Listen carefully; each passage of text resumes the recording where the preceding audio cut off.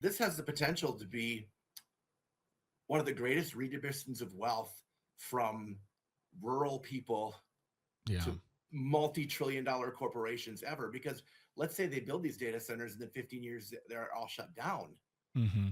because of changes in technology or whatever. That still means that these major tech giants own those thousands of acres of land. And I want to get right into our first guest. He is Blaine Halverson. He is from a group called Stop the Menominee Data Center Group. They are on Facebook right now with thousands of members. They organized a recent protest on December the 2nd, located in Menominee, which is located in Dunn County here in Wisconsin, to talk about their concerns, to protest their concerns on the data centers that are kind of taking over their community, the state, and the country. Want more transparency, more discussion on it before they just come in and do their thing. Blaine is one of thousands of individuals fighting to stop data center projects in the Menominee and Western Wisconsin, and is part of a new, rapidly growing team of collaborating people statewide to stop further data center development. Without any further ado, let's bring Blaine onto the show. Blaine, how are you doing this morning? Welcome to Matt and Air on Air. I gave you a nice lengthy description. I gave everyone an idea of what you are doing. And I just want to know, first of all, how are you doing this morning? I'm great. The sun is shining, and when you That's get the good. sun shining in the winter, that's a great thing. Yes, it is. Now, data centers kind of the whole concept of it really became one of the biggest conversation points in Wisconsin in 2025. We weren't really talking about it a lot last year, and this year that No, subject matter has really exploded. And yeah. can you tell us more about your group and what they seek to achieve with you just had a protest earlier this month. What do you seek to achieve with the protest, with what your group's trying to do with regard to let's start with Menominee, and then we'll move our way out of Wisconsin. But what are you doing with them? Oop. I think Blaine froze at the first question, everybody. Blaine, can you hear us? Okay, we're having some technical difficulties there right now, but we're going to be working on getting Blaine back. Calvin, if you want to give him the phone number, if he can call, that'd be Oh, great. can you Blaine, hear if me you can okay hear or me, not? call us 85. Oh, Blaine, there you are. You hear us? Yeah, I have it, and I have the number already in my phone. So if I need it, Okay. I will call you. Okay, great. So yeah, just give us an overview about the group that you are a part of and what they seek to achieve in Menominee with regard to data centers. We are simply just trying to stop a data center development here at this point, because the process that was followed was not transparent. It didn't really take a lot into consideration, and there are a lot of factors that I think our leaders are recognizing now that they weren't prepared for, that enter into this discussion that weren't covered. So I'm trying to stop this data center specifically, and trying to convince or work with the city council to create more rules about transparency and how they function, and also help them to create a more solid zoning code, building code that helps to give the city some of its power back when they're trying to negotiate any kind of development. Well, and that's what I saw. There was an article earlier this year in Menominee saying that the mayor actually, after the council had approved a data center, the mayor actually said, no, thank you. We're putting this on hold, because it seems like that is what is happening. Is businesses are coming in saying, we'll take the land, we'll put the business in, it'll be great for you. And city councils and local leaders can say, oh, that's great. And then after it's done, they'll say, oh, what did we commit to exactly? And it seems like Mayor, if I'm pronouncing his name correctly, Mayor Knack is Kanak, my apologies to Mayor Kanak. But Mayor Kanak actually kind of looked at the paperwork and said, well, let's put a hold on this. And it seems like that's where it's at right now in Menominee. Am I correct? Well, how it came about, let me just clarify how it came about. First of all, the city council didn't know even about this until last March. It had been kept a secret from them for about a year and a half. And so they were made aware in March. They were given very little information and didn't have a lot of decisions to make. But then when it came down to August, there was the developer and the landowners petitioned the city to be annexed, because it's from a bordering township, and then to receive a new zone. So what the council did was vote to annex the property Okay. And then they, in the same meeting, they voted to rezone it. On the zoning application, it talked about for the purpose of building a data center. So it doesn't legally obligate directly, Yeah. but there are risks involved for sure once you zone it that way and someone buys the property. So I think the mayor and I think everyone in the city was really surprised by the level of pushback and how fast it developed and gained momentum. And I think that's what caused him to stop and say, okay, we need to slow down. And I think that's something we're that we're appreciative seeing. for. Yeah, and then when that's something we're seeing more from other communities too. We're seeing other communities in Wisconsin pushing back and going to meetings and saying, I mean, in Caledonia, I think like last month or 2 months ago, they just full on stopped a project from happening because the people are becoming aware of what's going on. And you had a protest on December the 2nd, if I'm not mistaken. December 2nd? Yes. Yes. Yeah. Tell us more about like what went into that. What was going on? How was the energy there from the people involved and those? I mean, it's a cold month, so we didn't. You know, some people weren't able, I'm sure, to. But what was the energy you were feeling from the people who were taking part? Oh, they were just so happy to be involved in doing something, and because the fact of the matter is, even though it's a small town. There's still people who aren't really aware of what's happening with the data center. So being out on a major road in what was about 12 to 14 degrees, I think that day, and breezy. It was a sacrifice, but there was a warmth that came to it. There was a camaraderie that came to it. And part of the camaraderie was too, that it was part of an organized statewide day of action and protests among all of the communities they're dealing with data center development.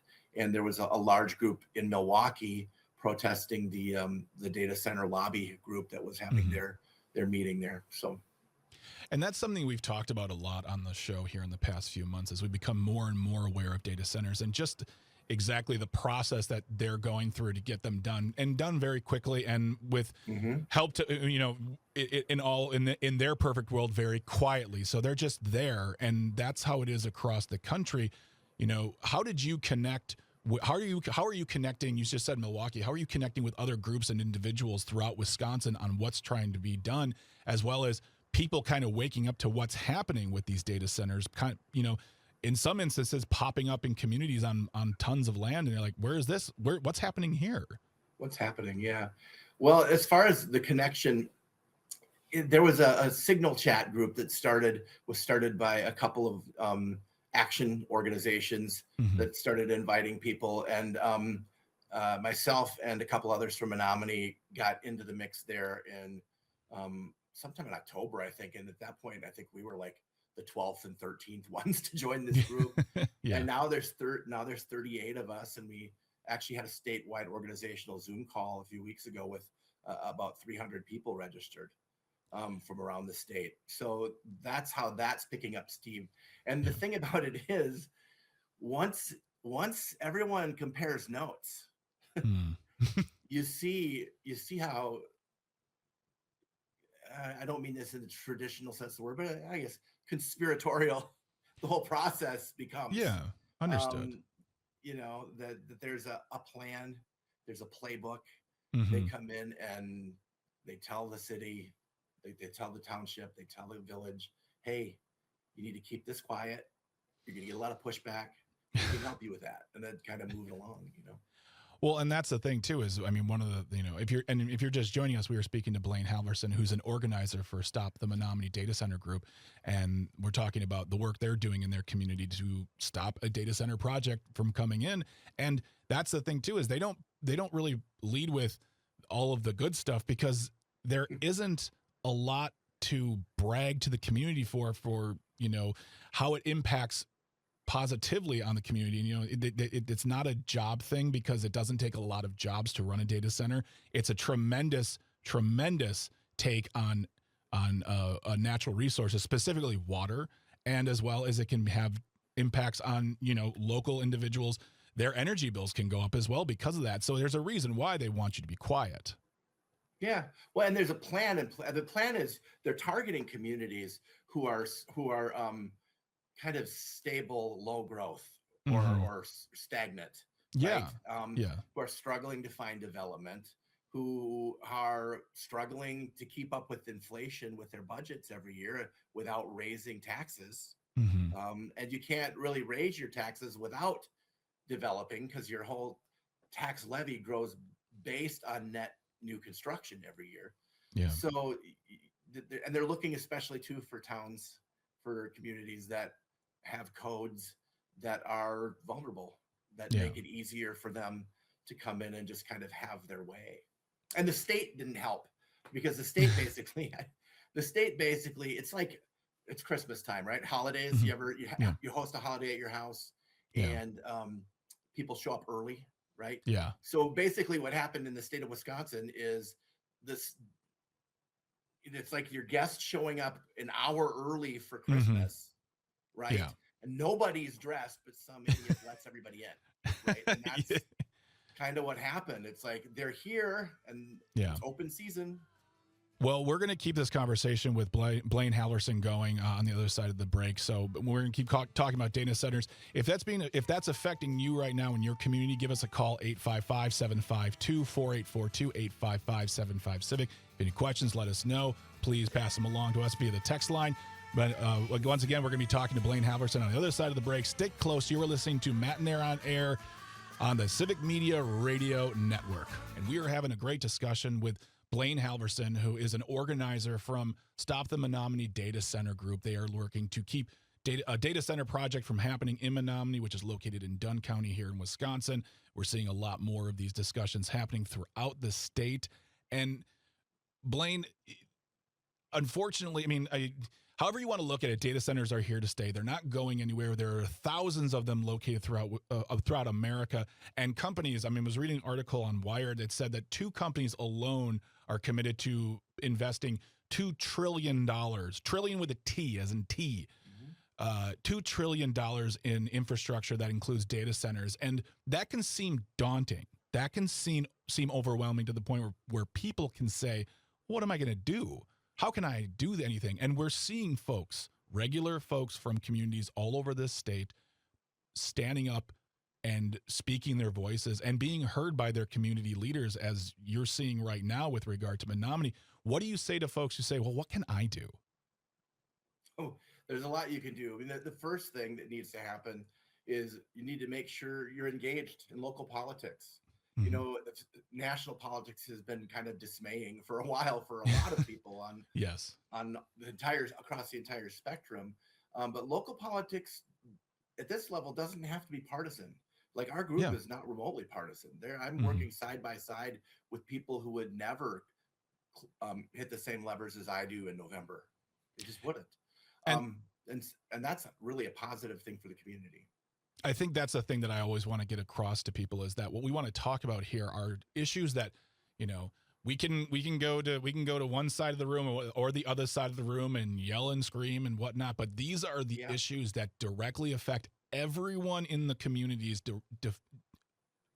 Absolutely has nothing to do with who you voted for, because what we need to do is make sure that these community leaders understand our voices, and we need to stand up and speak. And as you said, Blaine, it's going to those meetings, it's reading those notes. They publish those meetings ahead of time. You can read what's on the agenda, and if you see something, you say something. And in this case, you know, you said, Blaine, you're seeing this sort of opinion coming out all over the state. What are you also hearing from people? Are there any things that we should keep an eye on for, as far as, you know, community members in our communities? What are you hearing from people from all over Wisconsin about how to be watchful about data centers specifically, or just the attitude towards them alone too, and what people are saying? I mean, I feel like we're hearing just a lot of this. We're hearing a lot of agreement of what you're talking about, as far as, you know, this isn't good for the community. What is it going to do for us? I mean, and people are waking up. Well, I think there's a level of panic for some people, because I mean, I think at the core nature, most of us understand when you talk about the scale of these places, that this scale, you're permanently changing and reshaping an entire community permanently. Yeah. And by permanent, I mean for the people who live there now for the rest of their lives, it won't be the same. It won't have the same vibe. It won't have the same feel. It will affect all of the development that could come in that's natural and normal for that community while this data center is going in. And it might prevent other development from being able to come in because of the amount of land it takes up and its footprint and everything that goes with that. There's just people are concerned about water. People recognize that as we're moving forward here, clean water is already a resource that's very valuable throughout the world. But Wisconsin, we're the only state that borders two Great Lakes. Like, Wisconsin is prime for this, and having people come in and turning our water utilities over to them, in a sense, giving them free rein in them, is really a dangerous proposition. Plus, if you think about it, this has the potential to be one of the greatest redistributions of wealth from rural people to multi-trillion-dollar corporations ever. Because let's say they build these data centers and in 15 years they're all shut down because of changes in technology or whatever. That still means that these major tech giants own those thousands of acres of land that they got, and they have the water rights to those. So it's bigger than a business that's inconvenient. Yeah, and that's the other thing too. This is a conversation that's going to keep on going, is the fact that we need to demand. I think one of the most important things demand from the communities is transparency from these companies. It can't just be walking in saying, we've got a great proposition for you, don't tell anybody. No, you need to tell us everything. And we need our village boards, our county boards, our city councils, whatever it is, those local leaders to stand on our side to get a deal, to get something that's not going to steal our water, to make our utility bills go skyrocketing. And as you said, if they walk out one day and say, well, we're done, we can do this smaller, better somewhere else, well, then, what is the community left with? And that's the bigger problem too. So it's all about transparency, Blaine.